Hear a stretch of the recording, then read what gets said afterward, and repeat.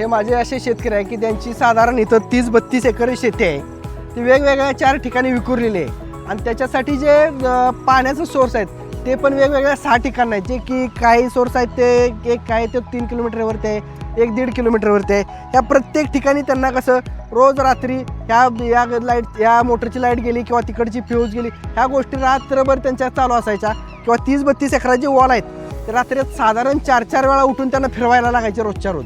आता त्यांची परिस्थिती अशी आहे की जे काय आहे ते मोबाईलवरती स्क्रीनवरती बघितलं की त्यांना टोटल डिटेल रात्रीही मिळू शकते. त्यामुळे ह्या शेतकऱ्यांनी जो हा पर्याय निवडला आहे तो एकदम सक्षम आणि सुखासुखी निवांत राहून शेती करायला एक सोपा पर्याय आहे आणि तो त्यांना खूप आवडला.